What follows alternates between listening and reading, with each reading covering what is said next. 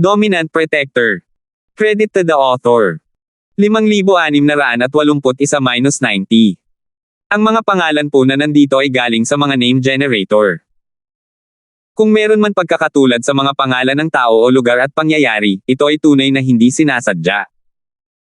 Nandito siya para tulungan si Rowan na mabawi si Rowena, at ang pagpatay sa mga taong ito ay hindi magiging dahilan para makasal si Rowena ng masaya.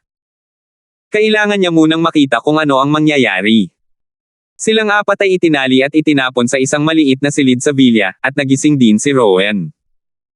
Nagreklamo si Raul, "Diyos ko Terence, nakakahiya ka talaga.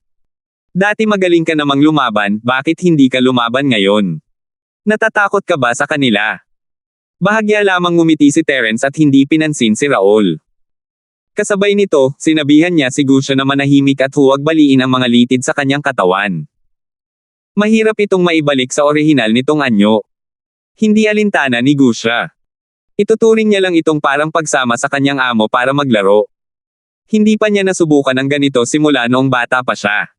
Sa totoo lang, masaya naman ito. Putol ni Rowan ang may mapait na ngiti. "Kuya, huwag ka nang magsalita pa. Idinawit ko na si God Linford sa pagkakataong ito. Kung hindi ako kontrolado, gamit ang lakas ni God Linford at ni Brother Land, madali sana para sa kanila ang umalis." Anong ibig mong sabihin sa implicated? Nandito ako para tulungan kang mag-propose ng kasal. Kailangan kong tuparin ang pangako ko. Bahagyang ngumiti si Terence. Ibang-iba talaga ang Rowan kumpara noon. Lubos na siyang nagbago, marahil ang tunay na pag-ibig ang nagpabago sa kanya. Ngumisi si Raul. Nakatali ka na para dumpling. Ano ang saysay ng pag-alok mo ng kasal at pagtupad sa pangako mo? Isipin mo muna kung paano ka aalis dito ng buhay. Naku, maraming isda sa dagat, bitawan na lang natin kung hindi natin kaya. Maaaring wala na tayong gaanong kapangyarihan ngayon pero mayaman pa rin tayo, madaling makahanap ng magandang babae. Nagsisimula ng magsisi si Raul sa paghingi ng tulong kay Terence, akala niya ay makakapasok siya sa mas matataas na posisyon. Ilang taon na rin ang lumipas, at nagbago na ang istruktura ng mga bahay ng mga maharlika, pero kahit papaano ay may mukha pa rin siya, di ba? Sino ang mag-aakala na haantong ito sa ganito? Dapat ay mamuhay siya sa Songshan, at sa paglipas ng panahon, makakalimutan din ng kanyang kapatid si Rowena. Talagang mapanghimasok siya sa pagkakataong ito. Umiling si Rowan.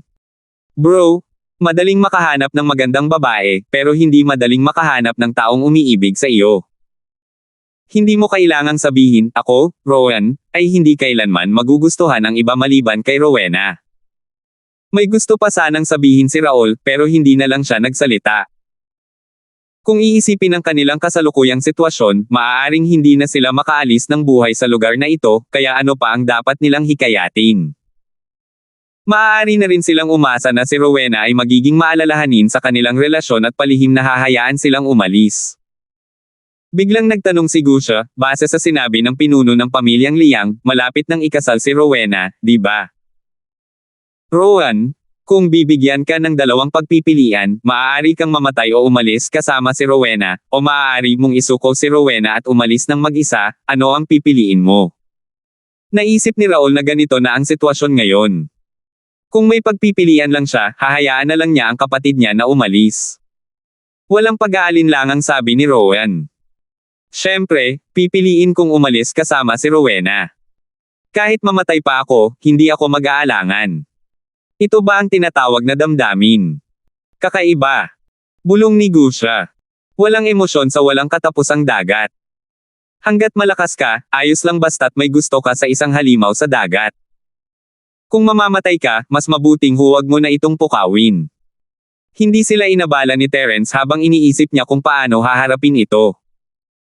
Kung ipapakita niya ang kanyang lakas at pinagmulan, madali niya itong magagawa, ngunit maaaring hindi iyon ang pinakamagandang resulta. Ngayong malinaw na ang mga intensyon ni Rowan, maaari bang baliwalain din ni Rowena ang lahat para kay Rowan? Kung posible, matutupad ni Terence ang kanilang mga kahilingan ng walang anumang pag-aalala. Habang iniisip niya ito, sinabi sa kanya ng espiritu ni Terence na may natagpo ang selyo si Rowena sa silid-aralan ng kanyang ama at inilagay ito sa isang piraso ng papel. Dali-dali siyang lumapit. Kung tungkol naman kay Bofang, kasalukuyan siyang sumasalubong sa isang lalaking nasa katanghaliang gulang. Tila isa siyang ministro ng mga handog ng pamilyang Liang. Kagagaling lang niya sa isang utusan at isa sa mga unang yugto ng Earth class. Itinuturing siyang isang makapangyarihang nilalang sa sekular na mundo. Pagkalipas ng ilang minuto, mabilis na tumakbo si Rowena at sinabi sa dalawang lalaking nakaitim na nagbabantay sa pinto, sinubukan kong hikayatin ang aking ama na palayain sila, at pumayag siya. Ito ang utos na isinulat niya, kasama ang kanyang lagda at tatak. Tingnan ninyo. Isa sa mga lalaking nakaitim ang tumingin at tumango, tunay ngang sulat kamay at lagda iyon ng amo. Tama rin ang tatak, pero bakit hindi tumawag ang amo para ipaalam ito ng direkta? Natawa si Terence sa sarili niya, hindi ito sinaunang panahon, at hindi rin ito Sky-class island. Lahat naman ay may telepono, at sino ang gagamit ng warrant para palayain ang isang tao? Nakakatuwang laruin ang Rowena na ito. Gayunpaman, malinaw na pinag-isipan ito ni Rowena. Matapos marinig ang mga salita ng lalaking nakaitim, mahinahon niyang sinabi, iyon ay dahil bumalik na ang The Guardian. May mga bagay na pinag-uusapan si tatay sa The Guardian at hindi niya magamit ang kanyang telepono, kaya sumulat siya ng warrant para pumunta rito. Bumalik na ang benditado. Sabi ng isa pang lalaking nakaitim at mabilis na ibinaba ang kanyang telepono, kaya hindi natin maaaring tawagan ang padre de pamilya para kumpirmahin ito ngayon. Anong ibig mong sabihin? Hindi natuwa si Rowena. Hindi ka ba naniniwala? Hindi siya pinaniwalaan ni Terence. Sino ba naman ang hindi makakaalam na nakakulong ang kasintahan mo sa loob? Kung ibang tao yan, baka ayos lang. Kung ikaw yan, hindi maniniwala ang 2 taong ito hanggat hindi mo personal na tinatanong. Binibini, napakahalaga ng bagay na ito. Napakahirap para sa atin na gawin ito nang walang personal na utos ng Panginoon. Paano ito? Dahil hindi available ang Panginoon para sagutin ang telepono ngayon, personal na tatalakayin natin ito. Binibini, maaari po ba kayong maghintay sandali? Magalang na sabi ng isa sa mga lalaking nakaitim, ngunit ang alok na ito ay isang bagay na hindi matatanggihan ni Rowena. Kung hindi sasang-ayon si Rowena, magiging kaina-hinala ito. Kung sasang-ayon siya, matatapos na ang usaping ito. Interesado si Terence sa reaksyon ni Rowena. Soundproof ang silid, kaya hindi alam ni Rowan na sinusubukan siyang iligtas ng kanyang kasintahan. Sige na. Papasok muna ako para makita sila. Hindi naman siguro problema yon, di ba? Walang pag-aalinlangang sabi ni Rowena. Makatwiran din naman ang kahilingan niya. Ang 2 men in black na ito ay mga nasasakupan ng pamilya Liang. Hindi nila maaaring masyadong masaktan si Rowena, kaya ang nagawa na lang nila ay buksan ang pinto at papasukin ito. Gayunpaman, imposibleng umalis silang lahat kung sakaling isama ni Rowena ang kanyang mga tauhan at umalis. Hindi ligtas na mag-iwan ng kahit isa. Sa huli, pareho silang hindi umalis. Sa halip, tinawagan nila ang isang tao upang tingnan kung natapos na ni Bofang ang kanyang pakikipag-usap sa mga banal at pagkatapos ay ipaalam sa kanila. 5,682. Kalmado ang mukha ni Rowena, ngunit ang kanyang puso ay labis na nababalisa. Kaunting oras na lang ang natitira sa kanya, kailangan na niyang paalisin si Rowan at ang iba pa bago pa man mag-react ang kanyang amang si Bofang. Binibini, maghihintay po kami sa may pintuan. Hindi naman po natin kailangang isara ang pinto, di ba? May kausap sa telepono ang isa sa mga lalaking nakaitim, at magalang na sabi naman ng isa pang lalaking nakaitim. Sa halip na sabihing nag-uusap sila, parang direkta niyang ipinapaalam kay Rowena na gagawin niya ito, kung sakaling may manlinlang si Rowena. Sa kasamaang palad, minamaliit ng lalaking ito ang determinasyon ni Rowena. Pagkatapos niyang magsalita, humarap si Rowena at galit na sinabi, anong ibig mong sabihin? Sinusubukan mo ba akong bantayan? Sino ang nagbigay sa iyo ng karapatang tretuhin ako ng ganito? Kahit ang aking ama ay hindi nagsasalita ng ganyan. Sinusubukan mo bang magrebelde? Nabigla ang lalaking nakaitim. Si Binibining Rowena ay palaging napakabait. Bagamat siya ay rebelde at matigas ang ulo, palagi siyang mabait sa mga taong nasa ilalim niya. Kapag bigla siyang sumabog, siya ay talagang mapang-api. Bago pa siya makapag-react, padebog na isinara ni Rowena ang pinto at nilock ito mula sa loob para pigilan ang dalawang lalaki sa pagbukas nito muli. Pinakalma ng lalaking nakaitim ang sarili. Pakiramdam niya ay hindi siya makakatakas mula sa loob. Sa halip na masaktan ang dalaga, mas mabuting magbulag-bulaga na lang siya. Isinara ni Rowena ang pinto at tumakbo sa tabi ni Rowan, malumanay ang boses niya. Rowan, bakit ang tanga-tanga mo? Bakit ayaw mo akong pakinggan? Seryoso ang tatay ko sa pagkakataong ito. Ang bagay na ito ay tungkol sa pamilya Liang at hindi niya kailanman susuko sa kasal na ito. Isang pagkakataon na lang ang meron ako para palayain ka. Dapat kang makinig sa akin at umalis ka agad sa lugar na ito at huwag nang bumalik. Habang nagsasalita siya, sinubukan ni Rowena na tanggalin ang mga litid sa katawan ni Rowan. Komplikado ang paraan ng pagkakabuhol ng mga ito, at hindi niya ito magawa kaagad. Habang lalong naiinip siya, lalong nahihirapan itong tanggalin, at sa halip ay lalong humihigpit ang mga litid. Malapit nang maiyak si Rowena. May dala siyang maliit na gunting, pero may mga alambreng bakal sa mga litid nito, kaya hindi ito kayang putulin ng maliit niyang gunting. Rowena, makinig ka sa akin. Hinding-hindi kita hahayaang pakasalan ang lalaking iyon bilang kanyang kabit. Kahit mamatay ako, hindi ako papayag. Hindi mo ako kailangang mag-alala. Dapat mong matatag na tanggihan ang iyong ama. Hanggat hindi ka sumasang-ayon, sa palagay ko ay hindi magtatagumpay ang bagay na ito. Si Rowan naman ay kalmado at mahinahon, may bahid ng kagalakan sa kanyang mukha, marahil dahil ang kanyang kasintahan ay nasa tabi niya. Nagtatakang tanong ni Terence, magpapakasal si Rowena sa iba bilang kerida. Bakit hindi mo nabanggit iyon dati? Hindi ko alam ang mga detalye, sabi ni Rowan nang may mapait na ngiti. Narinig ko lang na binanggit ito ni Rowena. Sige, Rowena, si God Linford ito. Idinawit ko na siya sa pagkakataong ito, huwag mo akong alalahanin, mag-isip ka ng paraan para maunang ipadala si God Linford.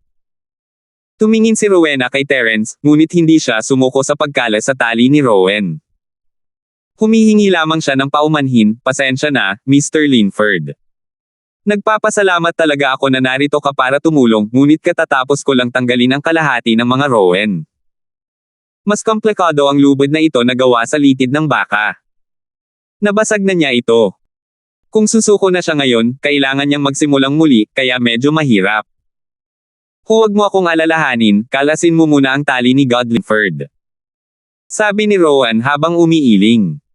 Si Terence naman ay ngumiti ng walang pakialam. Ayos lang, pwede ka nang magpatuloy sa trabaho mo. Bakit hindi mo sabihin sa akin kung saang pamilya ka magpapakasal? Hindi sigurado si Rowan, pero baka may kakilala akong makakatulong sa iyo na tanggihan ito. Hindi makapaniwalang tumingin si Rowena kay Terence. Kung ganoon lang ang kapangyarihan ni Terence, hindi sana siya nakatali na parang rice dumpling.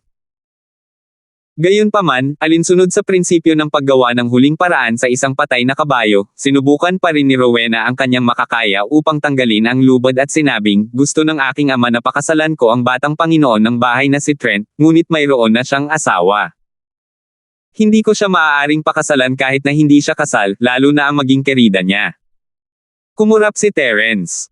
Si Trent Sullivan. Hindi ba't nakababatang kapatid iyon ni Jelay? Si Trent ay kapitbahay ni Terence noong una silang dumating sa Villa Bay, at maganda ang impresyon ni Terence sa kanya pagkatapos noon dahil kay Jelay. Isa itong napakaprangka at tapat na binata. Bakit ngayon pa niya pinipilit ang kasal? O gusto mo bang maging pangalawang sangay? Sigurado ka bang si Trent yan mula sa House Sullivan? Kilala ko ang batang yan.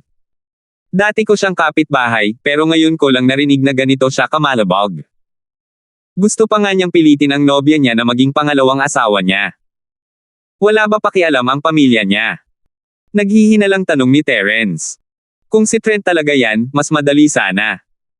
Dahil sa mukha niya, kakanselahin agad ng pamilya Sullivan ang engagement ng walang pag-aalinlangan. Kumurap si Rowena, at agad na labis na natuwa. Mabilis siyang lumapit para tanggalin ang butones at ngumiti ng matamis, Diyos ko Linford, kilala mo ba talaga si Trent mula sa House Sullivan? Sa totoo lang, hindi kasalanan ni Trent, hindi pa niya ako nakikita noon, at wala siyang masyadong alam tungkol sa kasal na ito. Ang tatay ko ang nagpumilit na ipakasal ako sa kanya, kaya kinontak niya ang asawa ni Trent at pinag-usapan ito. Hindi alam ni Terence ang nangyayari. Hindi nga alam ni Trent na magpapakasal siya sa pangalawang asawa, at ito ay inayos ng una niyang asawa. Masyadong mapagbigay ang asawa ng lalaking ito, di ba? Isa pa, hindi ang asawa ni Trent ang nagmungkahi nito, kundi si Bofang. Akala ni Terence ay isang malaking pamilya ang nang-aapi at nangdukot ng mga babae, pero hindi niya inaasahan na si Bofang pala, ang walang hiyang lalaking ito, ang nagbenta ng anak niya para sa karangalan. Hindi kaya si Rowena ang tunay niyang anak? Ayaw nang ipagpatuloy ni Terence ang pag-arte matapos niyang makita si Rowena na pilit na tinatanggal ang litid. Ayaw niyang mapunta sa sitwasyon kung saan kailangan niyang baguhin ang kanyang katawan tungo sa isang sinaunang espiritu at kumawala mula sa pagkakagapos ng litid. Naramdaman ni Rowena ang paggan ng bigat sa kanyang mga kamay. Ang butones ay pareho pa rin, ngunit ang buong lubid na nakapatong sa lupa. Nakatayo na si Terence sa gilid, relax. Alam ko ang teknik ng pagpapaliit ng buto. Nakita ni Terence si Rowena na nakatingin sa kanya ng may pagtataka, kaya gumawa siya ng kung anong seryosong kalokohan para baliwalain ito. Tuwang-tuwa si Rowan, Diyos ko Linford, ikaw pa rin ang Diyos ko Linford. Ang tiwala mo sa sarili mo noon pa. Pakiramdam ni Raul ay minamaliit niya si Terence, hindi siya lumaban dahil may paraan siya para makatakas. Nakita ni Gusha ang hudyat ni Terence at ginamit din niya ang kanyang lakas. Naputol ang makapal na kedena na gawa sa litid ng baka at alambreng bakal, at natulala ang magkapatid na gold. Hindi talaga ordinaryo ang lalaking ito na kumain ng karne para sa 30 tao. Para maging abnormal sa ganoong kalaking antas, isa lamang siyang di makataong nilalang. Nakakatakot talaga. 5,683. Hindi alam ni Rowan at Rowan na aksidente nilang nalaman ang katotohanan, si Gusha ay hindi talaga tao, isa siyang tunay na mutated sea dragon. Napakalakas. Lumalabas na kaya mong tumakas anumang oras. Bulong ni Rowena sa sarili, ngunit hindi nagtagal ay labis siyang natuwa, si Rowan ay mayroong isang napakalakas na kaibigan na tutulong sa kanya, at alam pa niya na si House Sullivan, maaaring maayos ang kasal nito. Sinenyasan ni Terence si Gusha na punuin ang Rowan at pati na rin ang mga litid ng kanyang kapatid. Patuloy niyang tinanong si Rowena, alam mo ba kung bakit gustong pakasalan siya ng asawa ni Trent bilang isang kerida? Umiling si Rowena. Hindi rin ako sigurado. Pero, ang kasal ay gaganapin sa susunod na araw. Kung makakausap mo talaga ang pamilya Sullivan, tulungan mo ako at si Rowan. Hindi sinagot ni Terence ang tanong ni Rowena ngunit lumingon siya sa pinto. Natanggap na ni Bofang ang abiso at galit na lumapit. Nasa labas na siya ngayon ng pinto, handang sipin ito. Kasabay ng isang malakas na kalabog, sinipa ni Bofang ang pinto. Bahagyang iginalaw ni Terence ang pinto at lumipad ito papunta sa isang lugar kung saan walang tao. Rowena, gusto mo ba talagang mamatay ang mga batang ito dito? Paano mo nagawang pekay ng sulat kamay ko para magsulat ng warrant, at palihim mo pang gamitin ang selyo ko, ang lakas ng loob mo? Sumugod si Bofang at umungol. Hindi siya nagulat na nakatakas si Terence at ang iba pa, iniisip na si Rowena ang nagkalag sa kanila.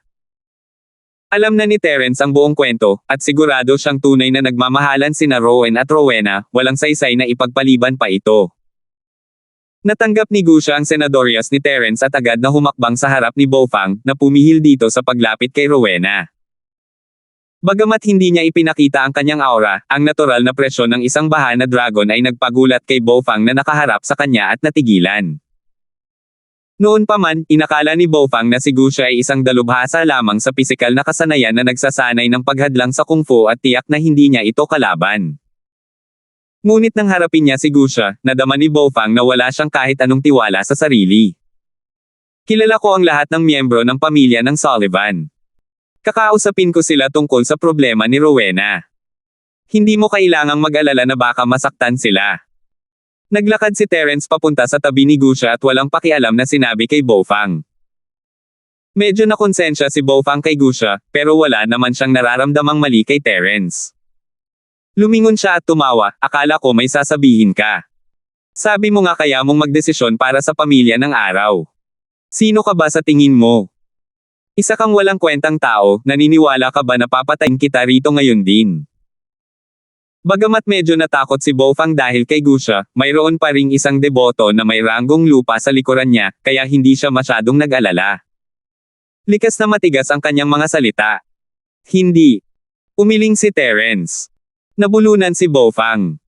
Kung hindi sila naniniwala sa kanya, ano pa ang magagawa niya? Talaga bang papatayin niya si Terence? Boss, ang lakas ng loob ng matandang batang ito na sabihing papatayin ka niya, pagod na ba siyang mabuhay? Bakit hindi mo na lang ako hayaang patayin? Puno ng pagkasuklam ang mukha ni Gusha kay Bofang habang hinihiling niya kay Terence. Ikinumpas ni Terence ang kanyang kamay, sinasabihan itong huwag makialam. Pagkatapos ay humarap siya kay Bofang. Hindi ako naniniwala sa sinabi mong papatayin mo ako rito. Subukan mo. Sabi ko kaya kung lutisin ang problema ng pamilya ng araw. Kung hindi ka naniniwala, hayaan mong subukan ko. Kung hindi lang dahil sa magiging biyenan ni Rowan si Bofang, hahayaan na sana ni Terence na patayin siya ni Gusha. Hindi siya matatalo kahit patayin pa niya si Bofang dahil sa pagbebenta ng anak niya. Medyo nag-alangan si Bofang. Kinatatakutan niya si Gusha, pero tagasunod lang siya ni Terence. Sinabi ni Terence na kaya niyang lutisin ang problema sa House Sullivan. Kung totoo man iyon, hindi niya ito kayang saktan. Matapos pag-isipan ng mga kahihinatnan, ibinuka ni Bofang ang kanyang bibig dahil sinabi mo na, bibigyan kita ng pagkakataon. Tere na at sama-sama tayong pumunta sa pamilya ng araw. Gusto kong makita kung paano mo lulutasin ang problemang ito. Huwag kang papasok nang hindi makakalabas. Walang ibang magawa si Bofang kundi pilitin si Rowena na pakasalan si Trent. Bilang isang bagong maharlikang angkan, kung hindi sila makakapagpakasal kay House Sullivan, mabilis silang matatapakan ng iba. Ngunit kung si Terence ay talagang kapantay ni House Sullivan o mas mataas pa, hindi naman malaking problema ang masira ang kasal. Ganon din kung makakasundo nila si Terence. Gayunpaman, kahit na ganoon ang iniisip ni Bofang sa kanyang puso, sarkastiko pa rin ang kanyang tono. Medyo mababa ang kanyang katalinuhan para kutsain ang isang taong maaaring gustong sumama sa kanya. Nagkatinginan sina Rowan at Rowena nang marinig nilang pumayag si Bofang na dalhin sina Terence at ang iba pa sa bahay ni Sullivan. Nakita nila ang pananabik at pag-asa sa mga mata ng isa't isa. Hanggat maayos na malulutas ni Terence ang problemang ito, maaaring magsama silang dalawa magpakailanman.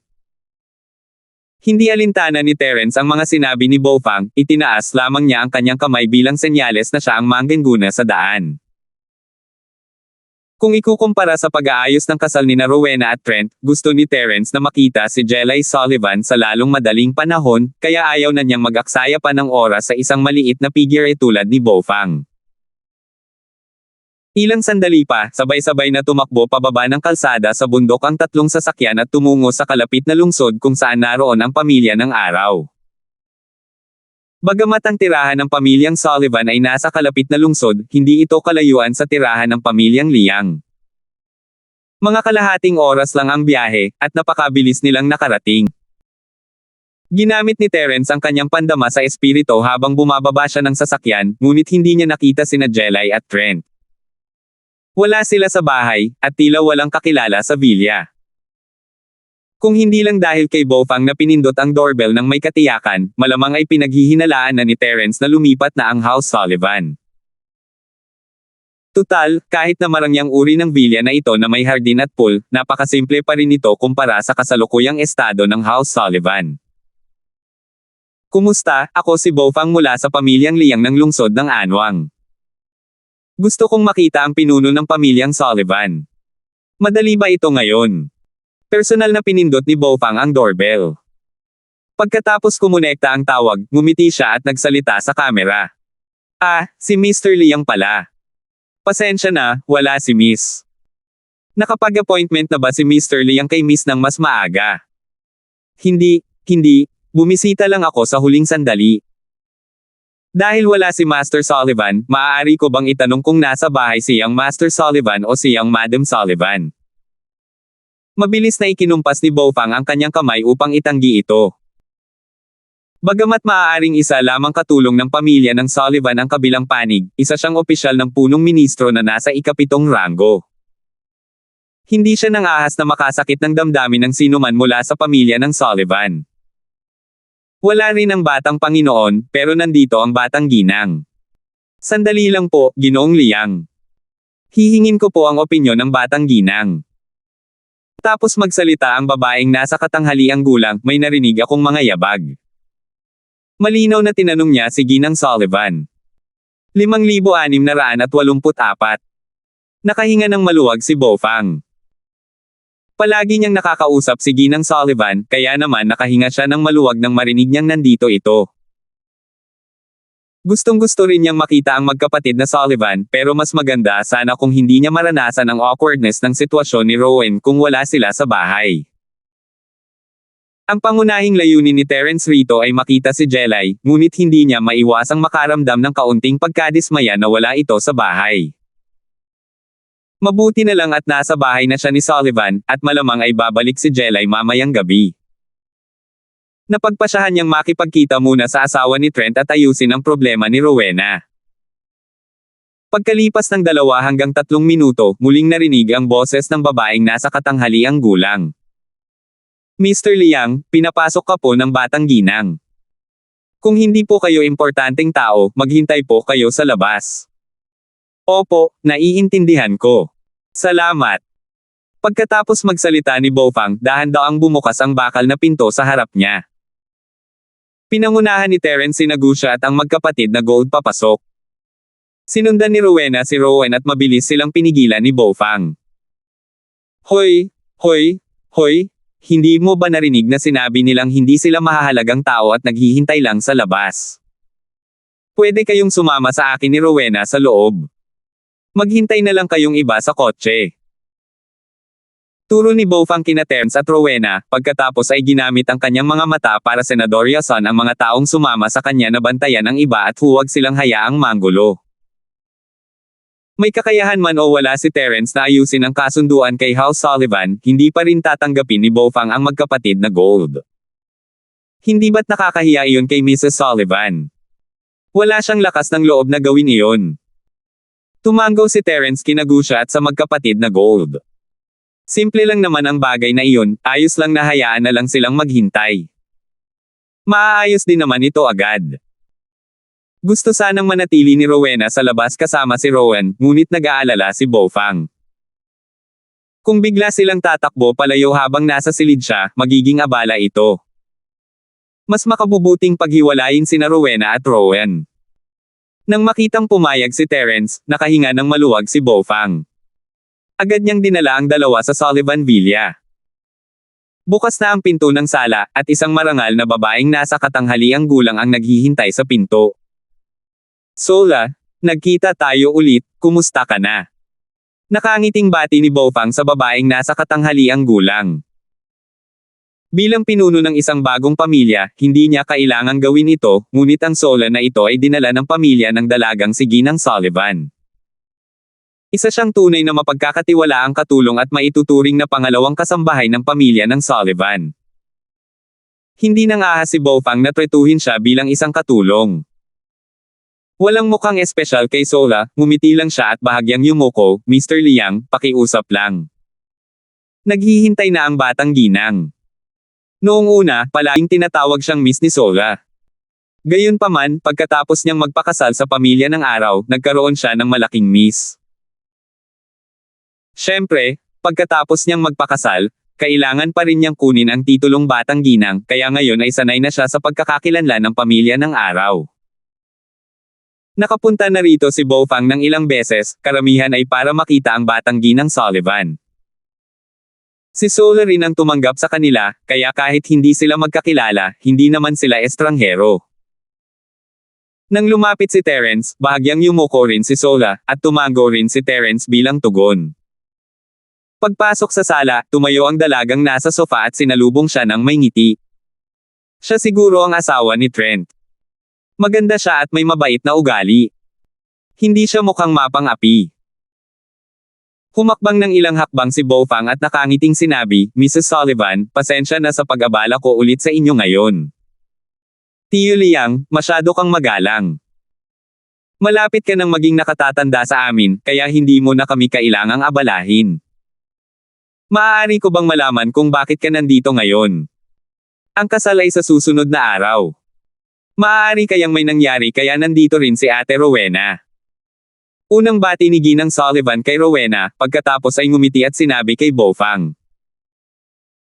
Kung tungkol naman kay Terence, hindi siya komportableng magtanong at ang tanging magagawa na lang niya ay ang ipakilala ito ni Bofang. Sumanghel si Rowena. Gusto niyang sabihin na hindi siya ang kapatid nito, ngunit nag-aalala siyang baka magkamali ito, kaya tiniis na lang niya ito. Napangiti si Bofang ng alanganin, ganito kasi.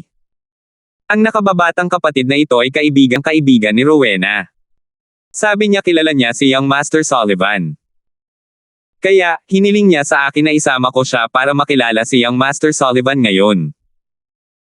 Hindi ko alam kung narinig mo na siya dati, Batang Ginang, ang pangalan niya ay Terence. Tumingin si Terence kay Bofang at sinabing, huwag mo akong tawaging nakababatang kapatid.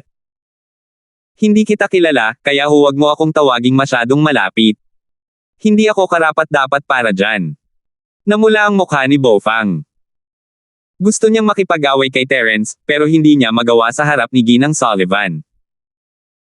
Gulat na tumingin si Ginang Sullivan kay Terence, halatang hindi niya inaasahan na magiging ganito siya kawalang galang. Nag-isip siya sandali bago sumagot, Mr. Linford, kilala mo ba si Trent? Pasensya na, ngayon ko lang siya narinig na binanggit ka dati. Paano mo nakilala si Trent? Walang masamang kutob si Terence kay Ginang Sullivan, hindi naman siya mukhang mapang-uyam na tao, base sa kanyang mga kilos at salita. Dati kong kapitbahay si Ikay, at maayos naman ang aming relasyon. Kung nandito si Trent, tiyak na ay dadagdag niya, pagkatapos noon, itinuring kitang bayaw, at mas lalong gumanda ang relasyon natin. Naiintindihan ko. Kung gayon, matutuwa si Trent na makita ka, Ginoong Linford. Masayang-masaya ang ekspresyon ng mukha ni Ginang Sullivan, na para bang tuwang-tuwa siya na nakilala ni Trent ang isang matandang kaibigan, ngunit hindi niya man lang tinanong kung sino si Terence. Napangiti si Bofang ng alanganin, Mrs. Sullivan, huwag mo siyang pansinin. Isa lamang siyang tamad na tao na walang magawa. Nandito lang siya para makisaya. Pag-usapan natin ang mga detalye ng susunod na araw. Malinaw na hindi pa naririnig ni Ginang Sullivan pangalan ni Terence noon, na nangangahulugang hindi mahalaga ang lalaking ito sa puso ni Trent. Pakiramdam ni Bofang ay napakatanga niya para dalhin si Terence sa bahay ni Sullivan. Malinaw na naghahanap lang siya ng gulo. Hindi niya alam na ang dahilan kung bakit hindi binanggit ni Trent si Terence ay dahil ayaw niyang marinig ito ni Jelay at malungkot. Sa katunayan, sa puso ni Trent, mas mabigat pa si Terence kaysa kay Jelay. Hindi man lang tinanggap ni Ginang Sullivan si Terence dahil sa mga sinabi ni Bofang. Ngumiti pa rin siya kay Terence, maghintay ka muna, Ginoong Linford. Babalik din si Trent. Mabuti kung makakainom ka at makakausap ang mga dati mong kaibigan kapag nagkita kayo. Pagkatapos niyang makipag-usap kay Terence, humarap siya kay Bofang, Tio Liang, mayroon ka pa bang mga katanungan tungkol sa mga kaayusan para sa susunod na araw?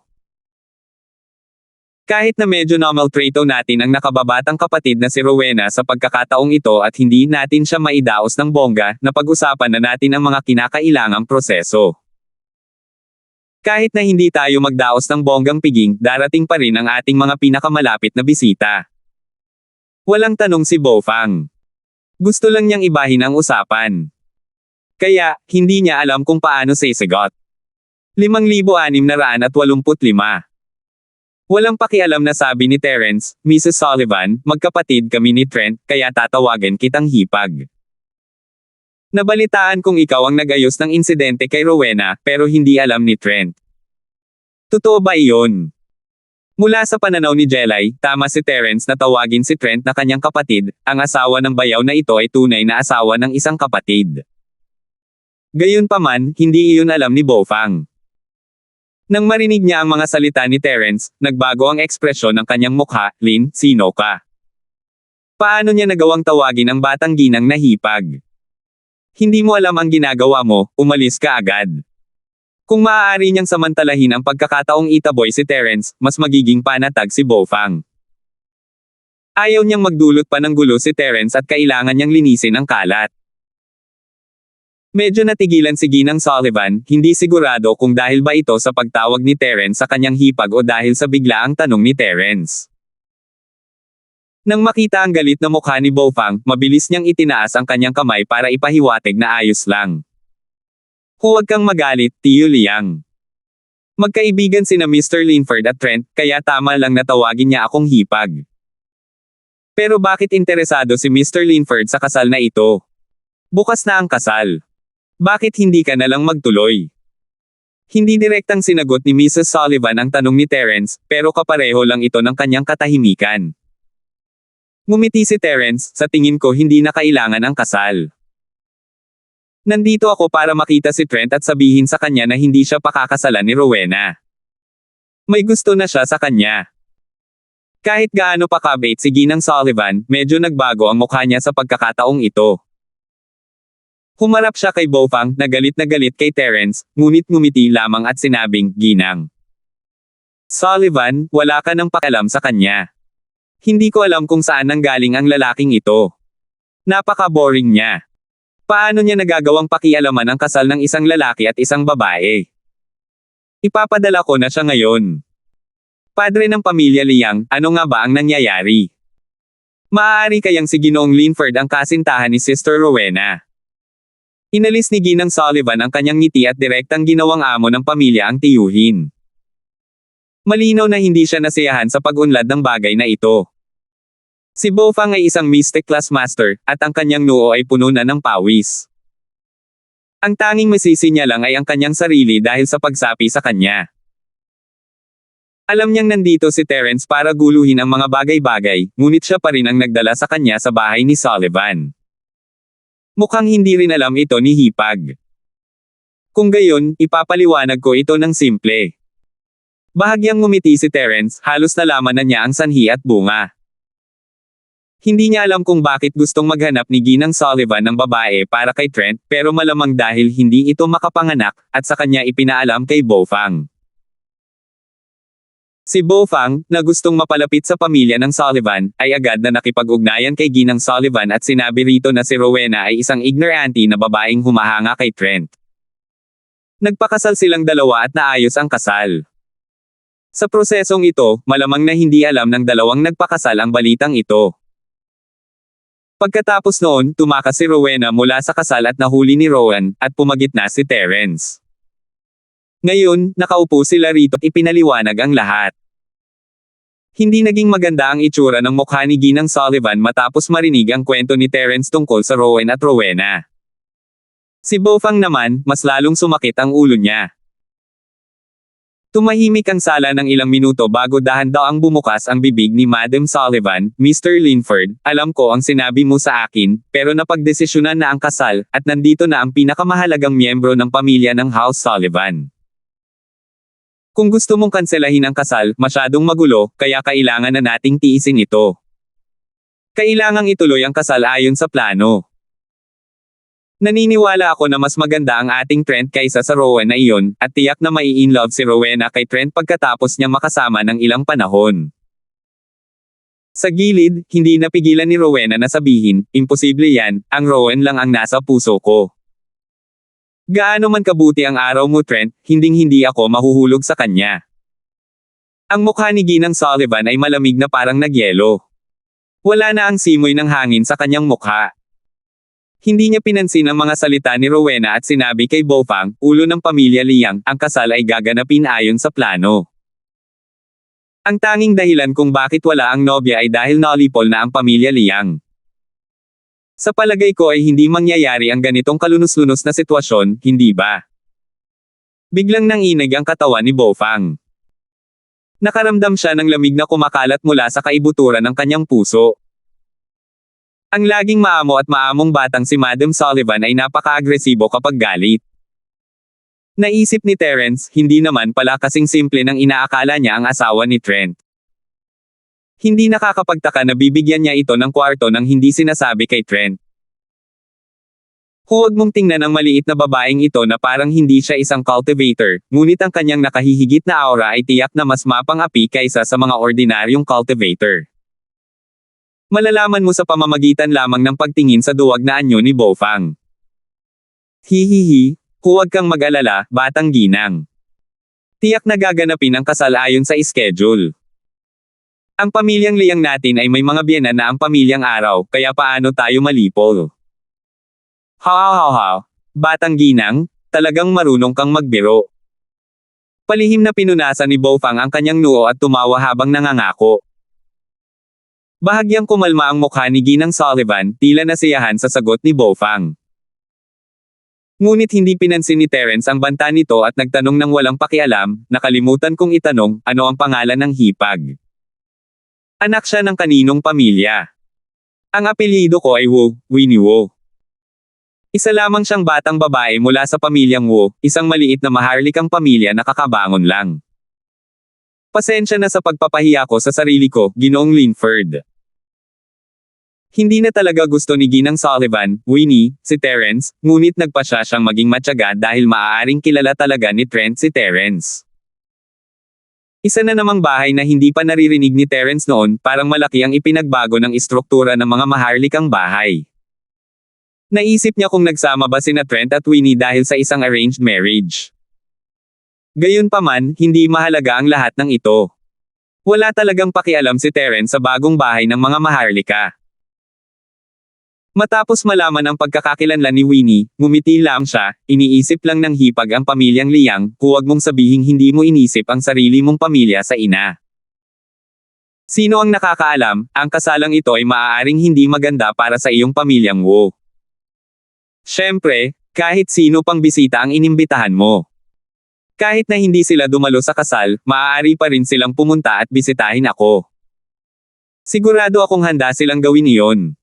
Binabantaan mo ako. Nagbago ang mukha ni Winnie habang kinuyam niya ang kanyang mga kamao. Hindi siya isang practitioner, at kahit na isa siya, wala siyang kwenta sa harap ni Terence. Tumingin si Terence kay Winnie, natatawa. Nagbabanta ba ng bagong maharlikang bahay? Hindi ba't nakakahiya kung kumalat ang balita?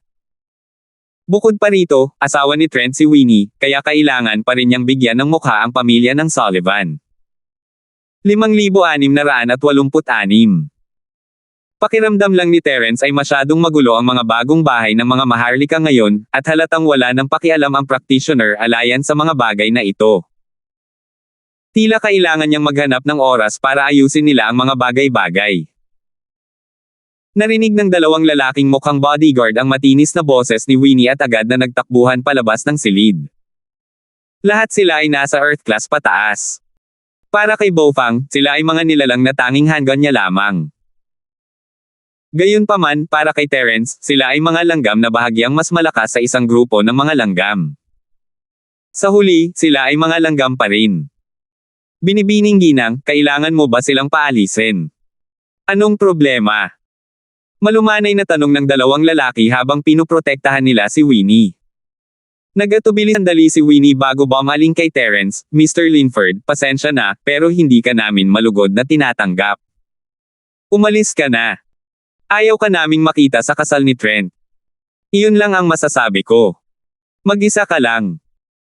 Kasabay nito, ikinumpas niya ang kanyang kamay kay Terence, at lumapit ang dalawang bodyguard, handang pilitin siyang lumabas. Sumandal si Terence sa sofa, lubos na nakahinga ng maluwag. Hipag, sa tingin ko ay hindi ka makakapagdesisyon. Bakit hindi na lang natin hintayin ang pagbabalik ni Trent? Malamig ang ngiti ni Winnie. Bagamat nakumbinsi niya si Trent, hindi ibig sabihin nito na walang nakatagong panganib. Sayang kung ang mga salita ni Terence ang magiging dahilan para kanselahin ni Trent ang kasal. Mr. Linford, umalis ka na po. Sa utos ni Winnie, binilisan ng dalawang Earth Class Masters ang kanilang bilis at muntik nang hilahin si Terence pababa ng sofa. Gayunpaman, sa sandaling gumalaw sila, isang di nakikitang puwersa ang bumalot sa kanila. Hindi man lang sila nagkaroon ng oras para gumanti, at ang dalawang Earth Class ay bumagsak sa lupa, hindi makagalaw. Hipag, ang paraan ng pag-uutos ng dalawang tauhan mo na umalis ay napaka-espesyal. Nakayuko ba sila sa lupa para paalisin sila? Kung hindi ako aalis, hindi ba sila tatayo? Ngumiti si Terence nang walang pakialam, na parang walang kinalaman sa kanya ang mga kilos ng dalawang Earth Class Masters. Lahat ng nasa sala ay nakatitig kay Terence, natulala. Sino ba tong lalaking to? Hindi man lang ginalaw ang kamay niya, at 2 Earth-class Masters ang natamba sa lupa. Gaano kaya siya kalakas? Heaven rank. Mahirap ang sitwasyon ni Bofang. Noong nasa Villa sila, may sandaling naisip niyang magandang ideya na sumama kay Terence, ngunit binaligtad niya ang kaisipang iyon. Kinutsapan niya si Terence ngayon lang, ngunit hindi niya maintindihan ang lakas na ipinapakita ni Terence ngayon. Kaya pala hindi niya masyadong inisip si Terence, masyado lang itong mataas, isang taong hindi niya maaninag. Mula sa pula hanggang puti ang mukha ni Winnie, yumuyuko ang 2 Earth-class Masters kay Terence, at sa wakas ay naunawaan niya na hindi siya pinagbabantaan ni Terence, may kapangyarihan itong gawin ang anumang sabihin niya.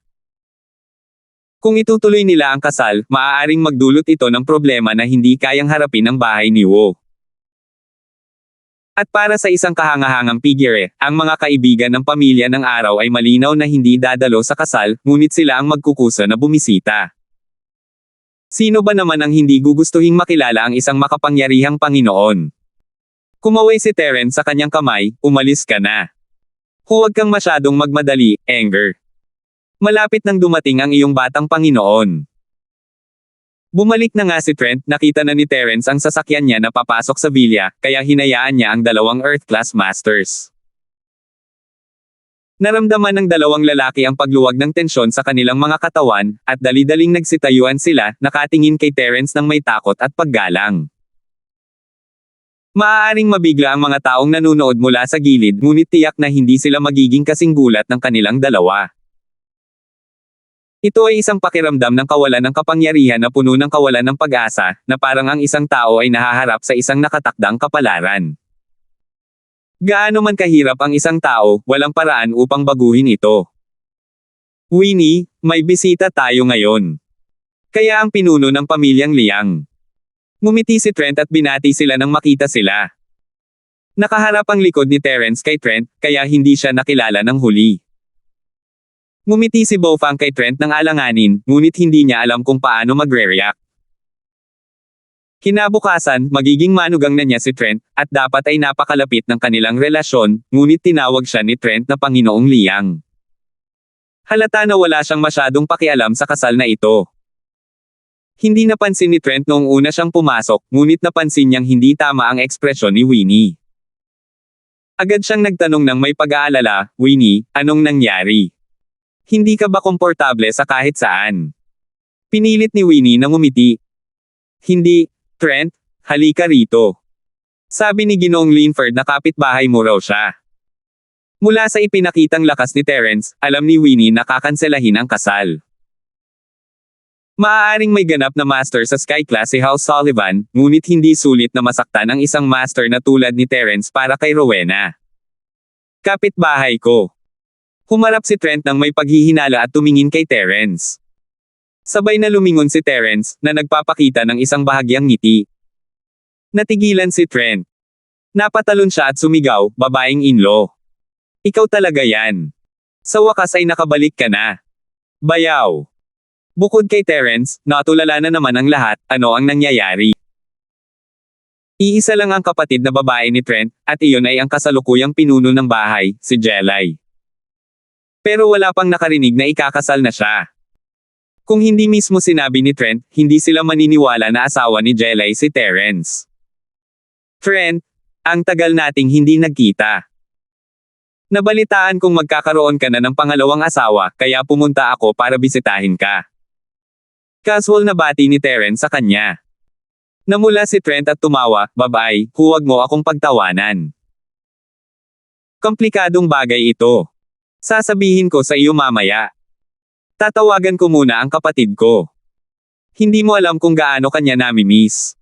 Hindi ko man lang binanggit ang pangalan mo. Natatakot akong palihim niyang pupunasan ang mga luha niya kapag narinig ka niya. Nakaramdam ng pagkakasala si Terence, napaka-espesyal ni Jelay sa lahat ng kanyang mga babaeng kaibigan. Kung hindi dahil sa kanya, malamang napatay na si Terence ng kanyang mga kaaway matapos mawala ang lahat ng kanyang lakas, at hindi siya magiging ang dating Terence ngayon. Sa kabilang banda, hindi gaanong nakakasama ni Terence si Jelay, kaya napagpasyahan niyang bisitahin ito sa pagkakataong ito. Masayang kinuha ni Trent ang kanyang telepono at sinabi kay Jelay ang balita ng pagdating ni Terence, ngunit ibinaba na ng kabilang linya ang telepono pagkatapos ng ilang salita. Malinaw na iniwan ni Jelay ang lahat at nagmadaling bumalik sa abot ng kanyang makakaya. 5,687. Tumalikod si Trent at umupo sa tabi ni Terence pagkatapos niyang gawin ang kanyang ulat, "Babay, sandali lang po. Babalik din ang kapatid ko. Nagugutom ka na ba? Kumain muna tayo at maghintay." Bigla niyang naalala ang binanggit ni Terence. Sina Bofang at Rowena ay nanunood din mula sa gilid. Sabi ni Trent, dapat ding kumain ng sabay ang pinuno ng pamilya Liang at si Miss Liang. Sa hinaharap, magiging isang pamilya na tayo, kaya hindi na kailangang maging formal. Kilala mo ba siya? Itinuro ni Terence si Rowena. Napakamot ng ulo si Trent. Nakita ko na siya sa mga litrato. Ito ang unang beses na nakita ko siya ng personal. Anong problema? Anong problema? Hindi mo pa nga siya nakikilala kahit isang beses tapos ang lakas ng loob mong pakasalan siya bilang kerida. Hindi mo ba alam na baka may nobyo na siya? Naiinis na sabi ni Terence. Itinuring niya si Trent na parang sarili niyang kaibigan, kaya ayaw niya ng ganitong bagay. Kung ibang tao lang yan, malamang napatay na ni Gusha si Terence. Sino ba naman ang may pasensya na magsalita ng ganito karami at walang kwentang bagay? Nagulat si Trent at hininaan ang kanyang boses, "Babay, ito na ba ang bago mong?" Hindi alam ni Terence ang sasabihin, talagang napakatalino ng batang ito. "Gusto ko ang kapatid mo." "Naku, hindi. Ang ibig kong sabihin ay ang kapatid mo. Sa tingin ko ay hindi ka interesado sa kasal na ito, kaya bakit hindi mo na lang kanselahin at bigyan ng pagkakataon ang magkasintahan?" Tinitigan ni Terence si Trent at nagdesisyon ng walang karagdagang paliwanag. "Sige, makikinig ako sa bayaw." Walang pag-aalinlangang tumango si Trent. Ang natural na reaksyon niya ay muling nagpatanga kay Winnie. Tumingin si Trent kay Winnie at biglang hinaila ang braso ni Terence, "Boss, naaalala ko na ang iyong mga kasanayan sa medisina ay namumukod tangi. Isa kang nakatagong divine doctor. Dapat mo akong tulungan sa pagkakataong ito." Tumingin si Terence kay Winnie at tumango, "Magsalita ka." Tila tama ang hula niya, si Winnie ang ugat ng lahat. Maaaring malaman ni Terence kung may mali kay Winnie sa pamamagitan lamang ng pag-scan ng kanyang spirit sense, ngunit nakakahiya kung susuriin niya ng ganoon ang asawa ni Trent kahit hindi nito alam. Mas malinaw pa sa kanyang mga mata ang kanyang spirit sense. Sa normal na sitwasyon, hindi basta-basta susuriin ni Terence ang katawan ng isang tao, tanging isang Meniokis lang ang gagawa niyan. Tumingin si Trent kina Bofang at Rowena, pagkatapos ay sinabi kay Sola, "Sola, ikaw muna ang maghanda ng pagkain at alak. Kakain tayo ng hapunan maya-maya. Bayaw, sumama ka muna sa akin." "Ayos lang, hindi ka nila maririnig." Sabi ni Terence habang ikinakaway ang kanyang kamay.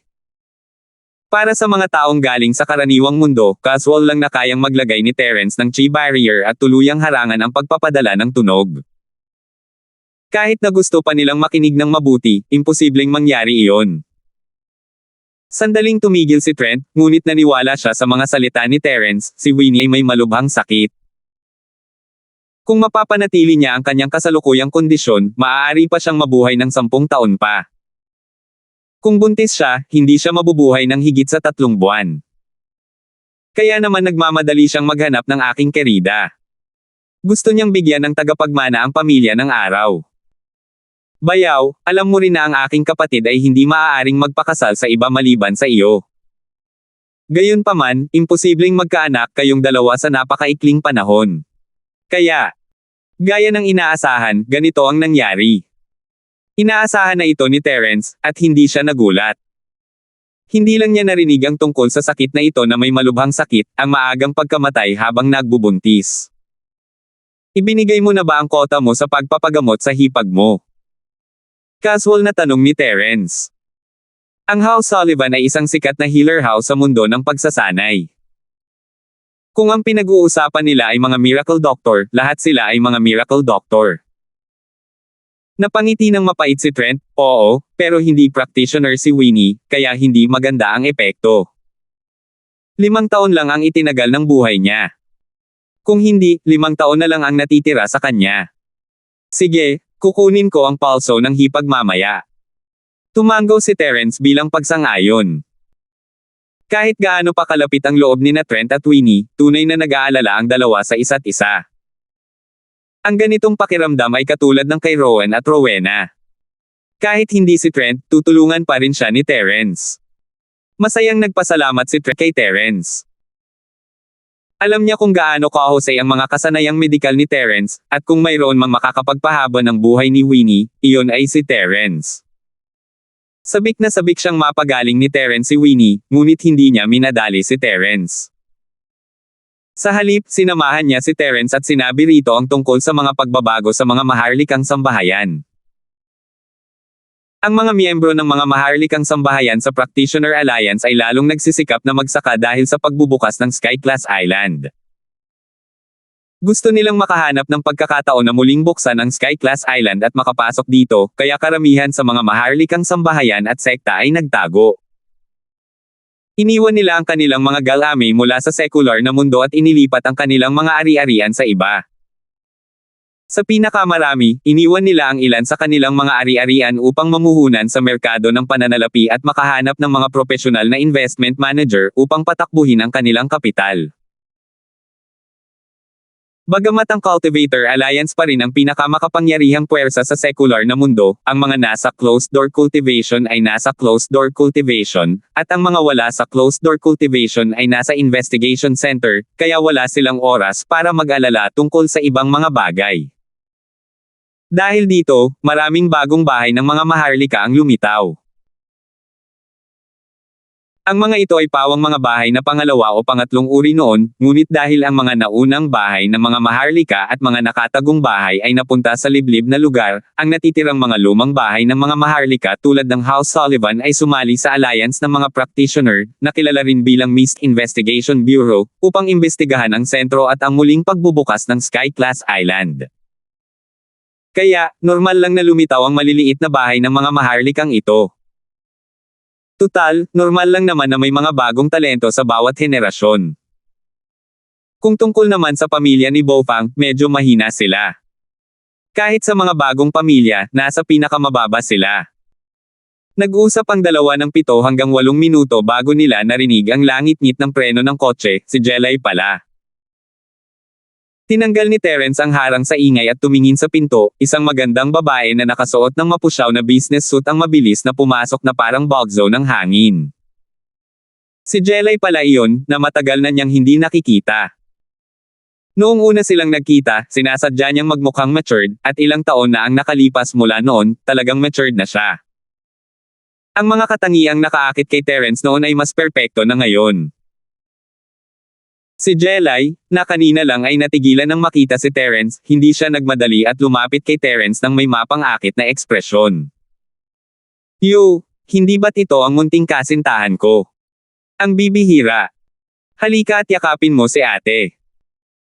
Lumapit si Jelay na may maliwanag na ngiti sa kanyang mukha, ngunit medyo namumula ang mukha ni Terence sa kanyang sinabi. "Ang daming taong nanonood. Hindi ganito sa TV. Matuto kaya sila sa iba?" Una, nanood sila ng hindi makapaniwala, tapos kusang tumulo ang kanilang mga luha, at pagkatapos ay nabulunan sila at umiyak sa kanilang mga bisig. Pero isa lamang iyon sa mga iniisip niya, ibinukin niya ng husto ang kanyang mga braso at niyakap siya. 5,688. Nanigas sandali ang katawan ni Jelay bago natunaw sa katawan ni Terence, na para bang matutunaw din ito sa katawan niya.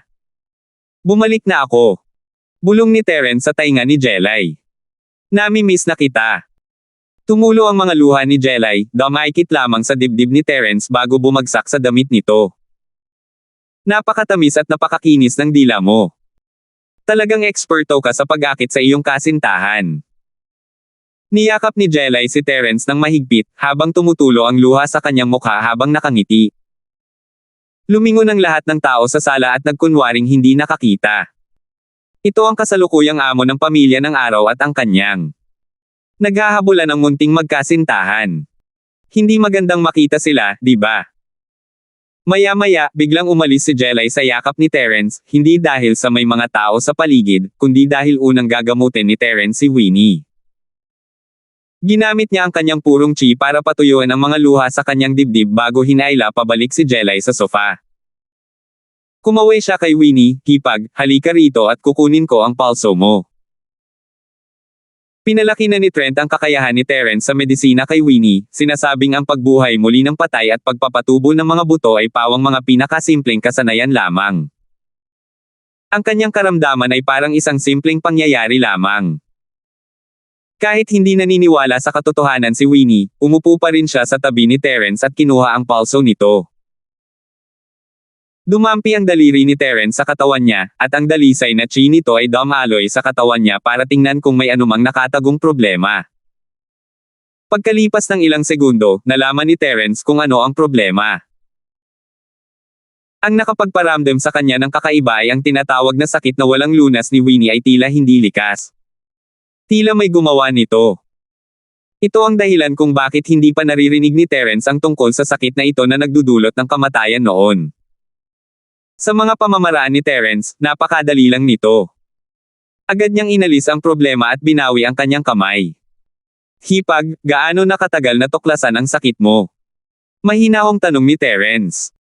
Gusto niyang makasiguro kung ang insidente ni Winnie ay may kinalaman sa House Sullivan. Kung may kinalaman nga, kailangan niyang pauksain ang utak para maiwasan ang pagbabante kay Jelay.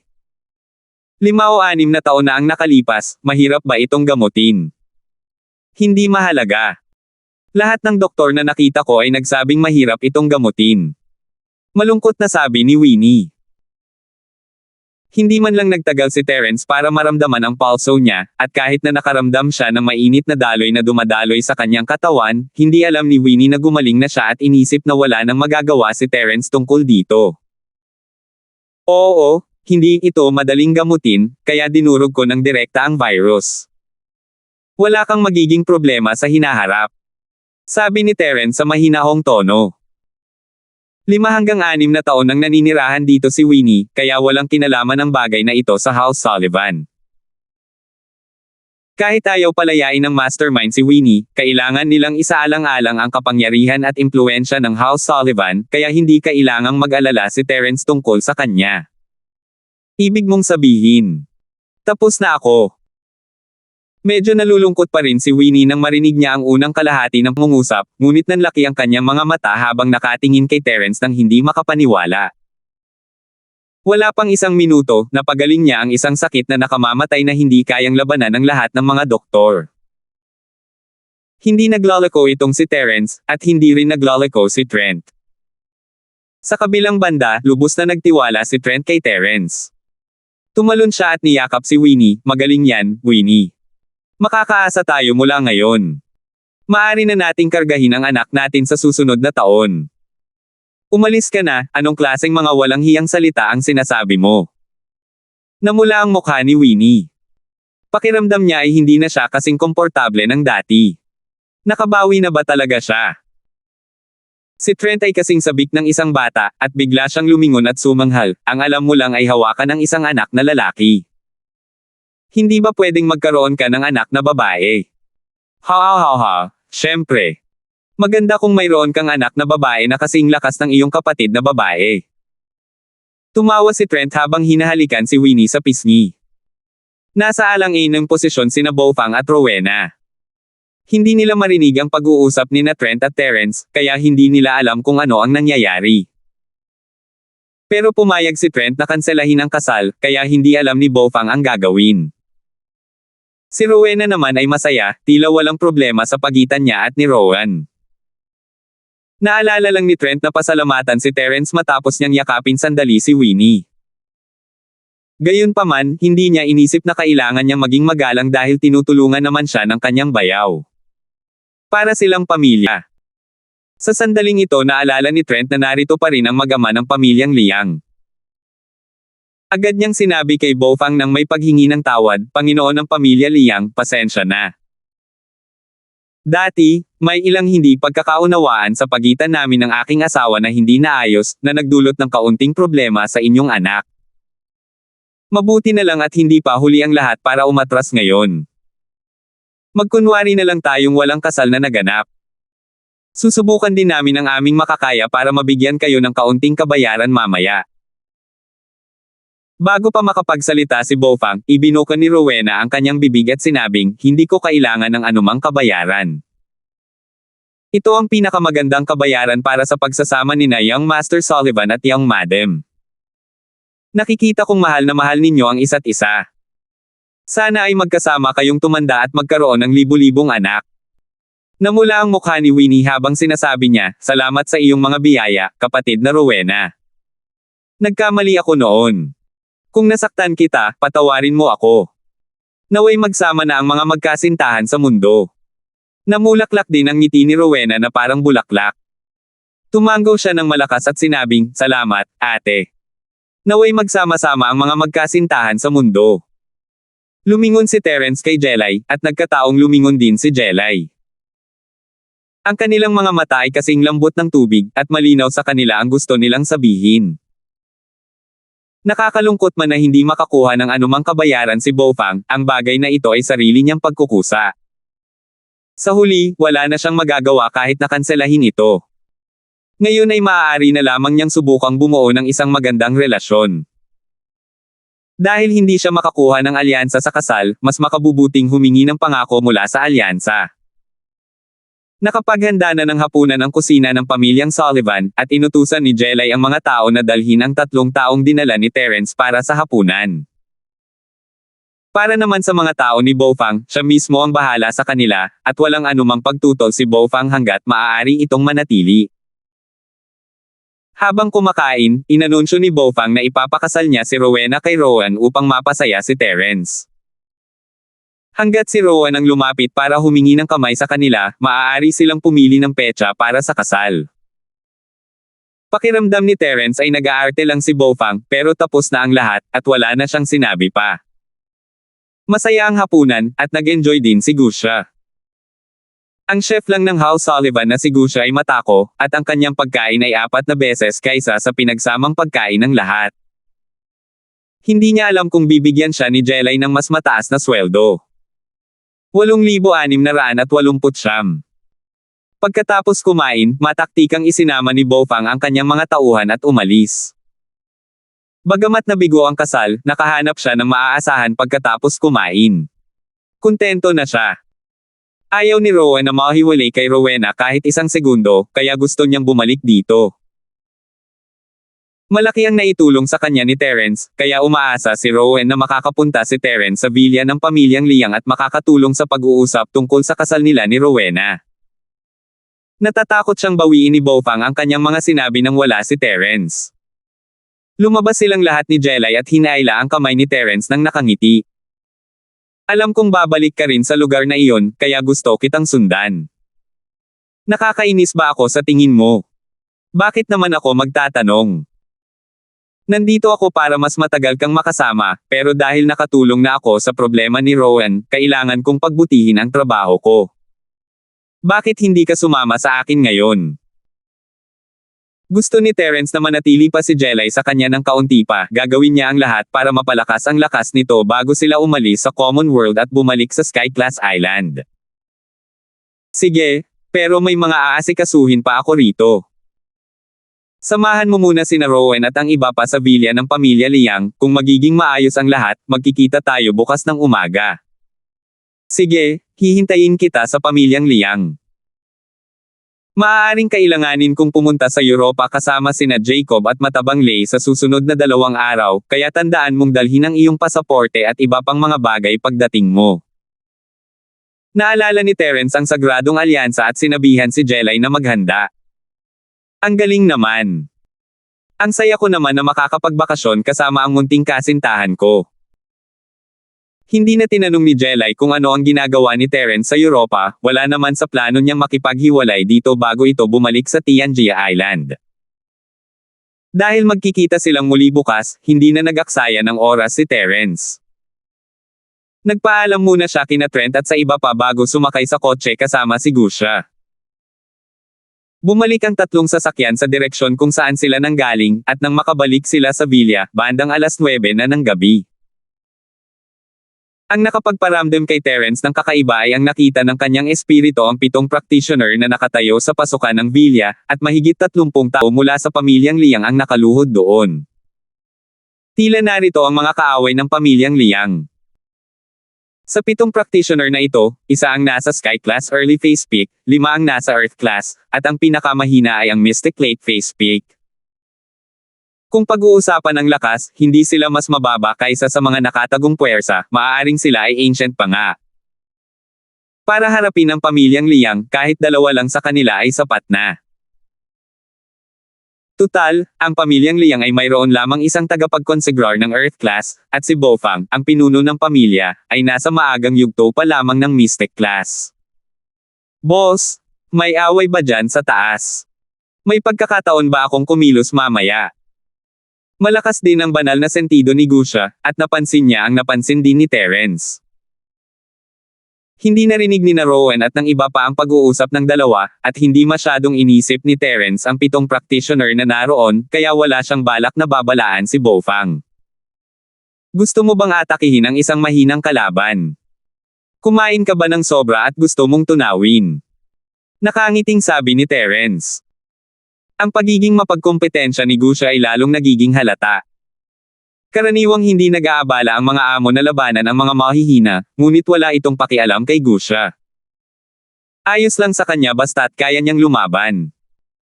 Hindi pwede, boss, huwag mong isipin ang pagtitipid sa gastusin ko sa pagkain. Hindi naman ako busog kanina, mga 60% lang ang busog ko. Maingat na tiningnan ni Gusha si Terence, natatakot na baka sabihin ni Terence na bawasan niya ang pagkain sa hinaharap. Hindi napigilan ni Terence ang matawa, ano kaya ang iisipin ng chef ng House Sullivan kung marinig niya ang mga sinabi ni Gusha. Napakahirap ng pinaghirapan niya para makapaghanda ng piging para sa 30 hanggang 40 tao, at kalahati pa lang ang laman ng kanyang pagkain. Di nagtagal, dumating ang 3 sasakyan sa labas ng manor. Nakita rin ni Bofang ang sitwasyon sa labas ng gate ng manor. Medyo nalito siya. Hindi na hinintay pang huminto ang sasakyan, itinaas ng isa sa mga practitioner ng Earth Class ang kanyang mga kamay, at 20 pakong bakal ang tumalsik sa hangin, tumago sa mga gulong ng 2 sasakyan mula sa pamilyang Liang. Para naman sa sasakyan ni Rowan, ginamit ni Terence ang kanyang spirit sense para bahagyang lumihis ito, para hindi na nila kailangang ayusin ang mga gulong bukas. Mabuti na lang at halos wala ng takbo ang 2 sasakyang ito, kaya hindi naman nagdulot ng anumang seryosong epekto ang pagsabog ng gulong. Isinama ni Bofang ang mga piling tao sa pamilyang Liang at itinulak ang pinto para makababa ng sasakyan ng may malungkot na mukha. Bofang, ngayon na ang katapusan ng pamilya Liang mo. May mga huling salita ka ba? Ang uri ng lupa na pumutok sa gulong ay may mapang-asar na ngiti sa kanyang mukha habang dahan-daang naglalakad sa harap ni Bofang. Johan, kung gusto mong maghiganti, lumapit ka lang sa akin. Ano ang kinalaman nito sa iba pang miyembro ng pamilyang Liang?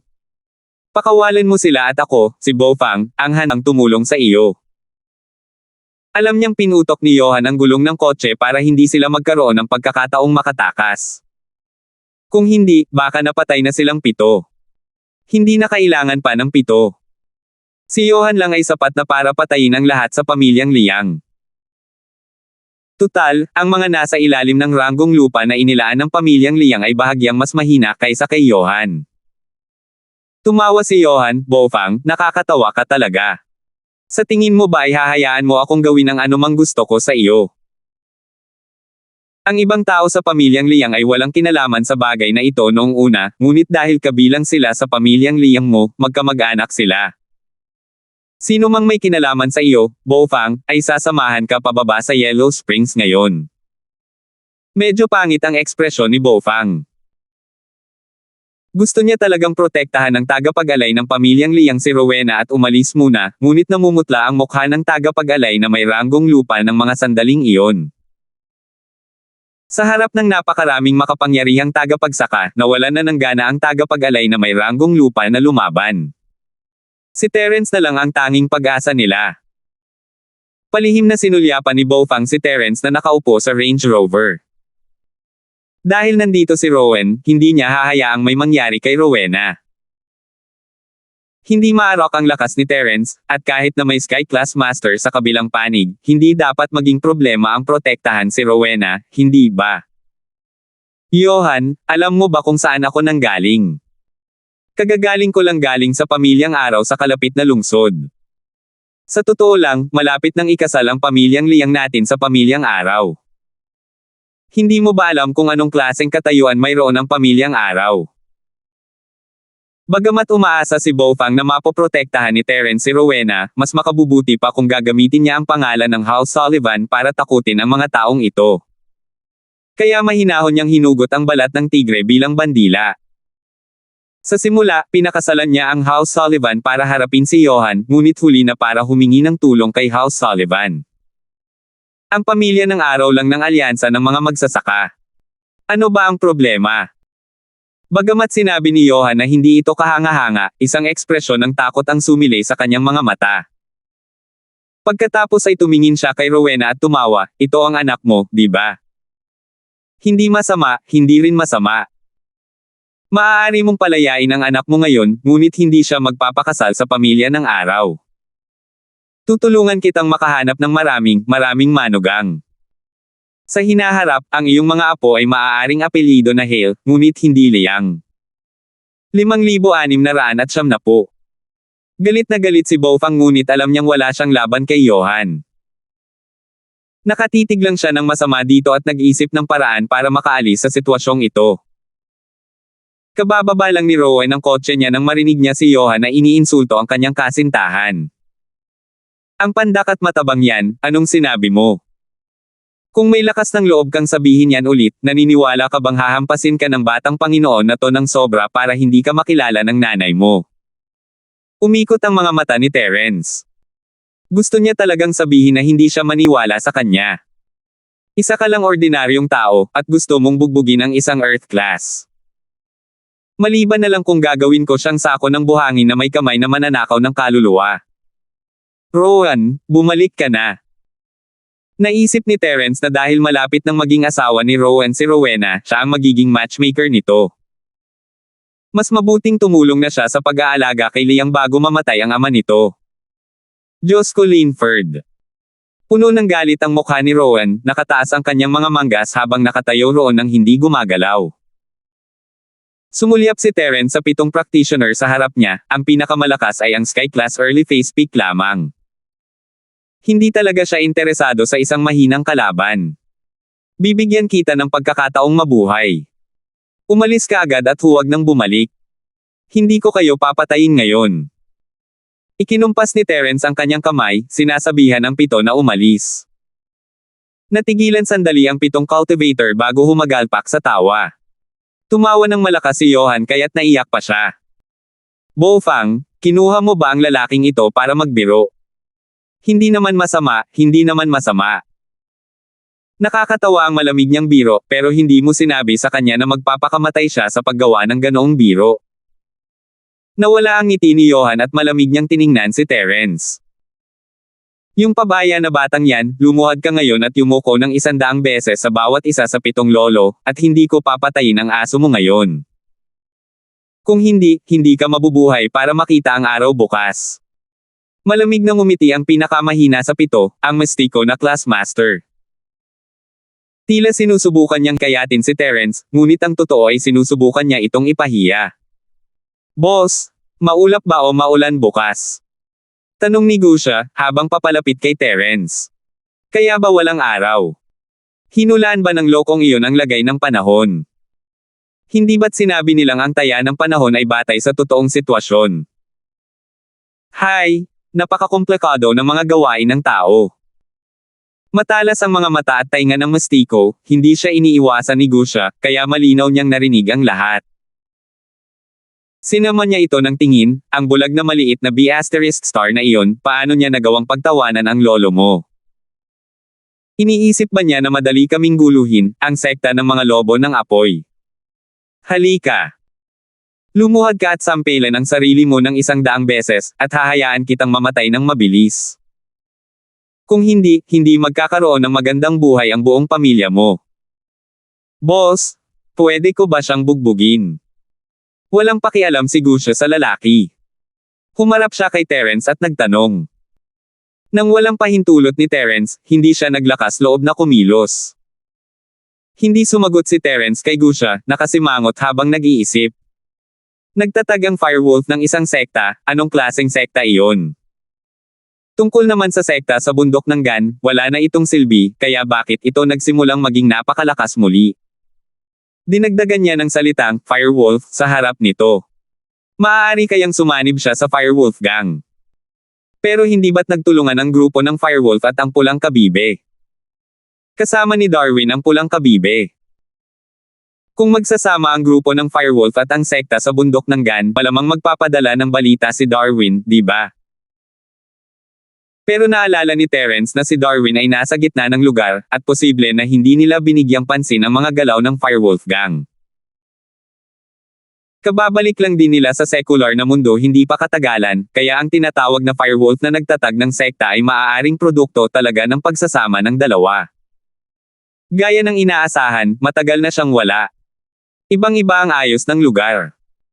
Kailangan pa niya ng kaunting panahon para masanay. Hindi alam ni Bofang ang gagawin. Tila nakatuon ang lahat ng atensyon ni Terence sa kanya at kay Gusha, ngunit walang ginawa si Terence.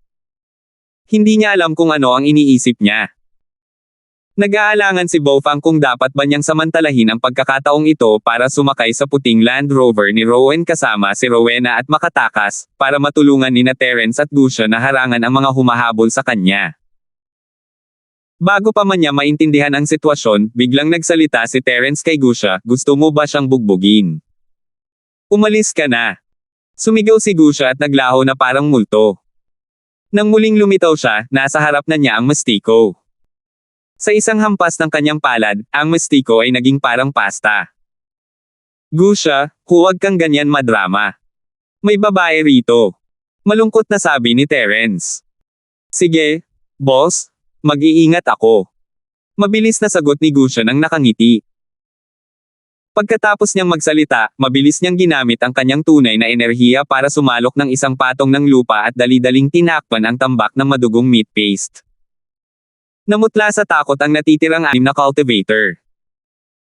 Nasa ranggo man sila ng lupa o nasa ranggo ng langit, wala ni isa sa kanila ang malinaw na nakakakita sa mga galaw ni Gusha. Sa ilalim ng ganitong mga pangyayari, isang hanggal pa ring desisyon ang ginawa ng 6 na taong ito. Dahil sa kanilang takot sa lakas ni Gusha, ang 6 na cultivator ng Firewolf Mountain Gate ay hindi agad tumakbo palayo.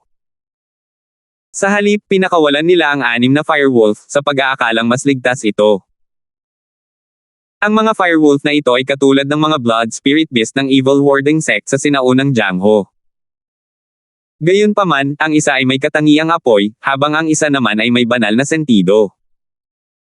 Pagkalabas pa lang ng 6 na lobong apoy, yumalulong sila at bumuo ng isang pormasayo ng pangangaso. Sumugod sila kay Gusha ng may perpektong koordinasyon. Naalala ni Gusha ang mga salita ni Terence na hindi siya maaaring gumamit ng masyadong madugong pamamaraan, tuluyang nakalimutan na ang mga lobong apoy na ito ay hindi gawa sa laman at dugo. Wala talagang problema sa dugo. Nang makitang wala pang 1 metro ang layo ng 6 na lobong apoy kay Gusha, nagpakita pa ng tuwa ang 6 na tagapagsakatuparan. Gayunpaman, sa sumunod na sandali, agad na ibinuka ni Gusha ang kanyang bibig at umungol sa 6 na lobong apoy. Ang malinaw at malamyos na ungol ng dragon ay naging isang malakas na alon ng tunog na agad na nagpatalsik sa 6 na lobong apoy. Nang lumapag sila sa lupa, wala ni isa sa kanila ang nakatayo. Lahat sila ay bumagsak sa lupa at patuloy na nanginginig na parang takot na takot. Maya-maya, sila ay naging mga bola ng apoy at naglaho. Sa sandaling ito, ang 6 na cultivator ay lubos na natulala. Nang umuungal si Gusha, medyo nalilito na sila. Ngayon, nakalimutan pa nilang tumakas. Isang Firewolf iyon.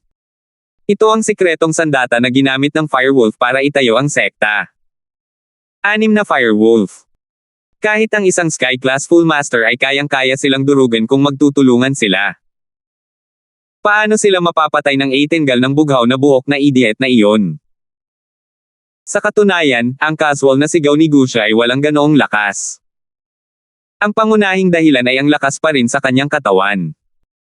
Bagamat ang Flood Dragon ay hindi isang tunay na dragon, taglay na nito ang simula ng kapangyarihan ng dragon. Bukod pa rito, si Gushue ay isang mutated Flood Dragon, kaya mas namumukod tangi siya sa aspetong ito. Kahit na hindi siya kasing husay ng isang tunay na dragon, hindi siya mas mababa dito. Salamat po at sinamahan ninyo ako, ingat lagi mga master.